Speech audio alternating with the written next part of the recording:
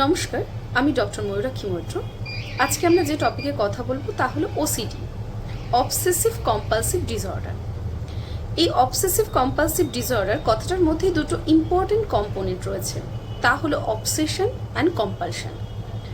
Obsession মানে যেটা অনাকাঙ্ক্ষিত চিন্তা, আপনি বারবার না চেয়েও যে চিন্তাগুলো আপনার মধ্যে আসছে।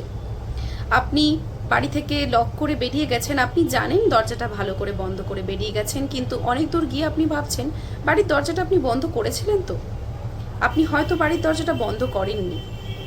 এই চিন্তাগুলো বারবার আসা, কোনো জিনিস আপনি করেছেন কাজটা, সেই কাজটা আপনি মনে করছেন না এই কাজটা আমার করা ঠিক হয়নি, এই কাজটা আমি না করলেও পারতাম, কাউকে আপনি হার্ট করে ফেলছেন, ভাবছেন আপনার কথাতে কেউ হার্ট হয়ে গেল, এরকম নানা ধরনের চিন্তা বারবার করে মনে আসা, যেটাতে আপনি ঘুমোতে পারছেন না বা আপনার ডেইলি লাইফ ভীষণ পরিমাণে হ্যাম্পার হচ্ছে।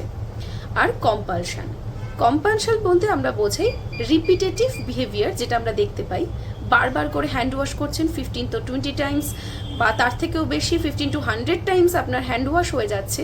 কেউ আপনাকে ছুঁয়ে দিলেও আপনি মনে করছেন না আপনার কোনো একটা রোগ হয়ে যেতে পারে, বা আপনি কাউকে ছুঁয়ে দিলেন এটা তার জন্য ঠিক না, বা সিমেট্রিক্যাল অর্ডারে কোনো কিছু সাজানো, বইপত্র রয়েছে, কোনো জিনিস রয়েছে, আপনাকে সিমেট্রিক্যাল অর্ডারে না রাখলে আপনার কিছু একটা প্রবলেম হবে, বা আপনি যদি এভাবে রাস্তা দিয়ে না যান কোনো আপনার বিপদ হতে পারে। মেঝেতে টাইলস রয়েছে, সেই টাইলসের মধ্যে এইভাবে গুনে গুনে আপনাকে হাঁটতে হবে, সেগুলো কম্পালশনের মধ্যে পড়ে, যেগুলো আপনি না চেয়েও আটকাতে পারছেন না, আপনি বারবার সেই কাজগুলো করছেন, একইভাবে করছেন, বারবার করছেন, একই কাজ করছেন, কোনো জায়গা পরিষ্কার করেছেন অলরেডি, সেই পরিষ্কার জায়গাটা আবার পরিষ্কার করছেন, রিপিটেটিভ, একে আমরা কম্পালশন বলি। ওসিডি কিন্তু কোনোভাবেই কোনো পারফেকশনিস্ট বা ক্লিনলিনেস বা কোনো হ্যাবিট বা কোনো পার্সোনালিটি ট্রেট নয়। এটার জন্য অবশ্যই আপনাকে ডক্টরস হেল্প নিতে হবে, অবশ্যই কগনিটিভ বিহেভিয়ারাল থেরাপি, অবশ্যই আপনার হেল্পের দরকার।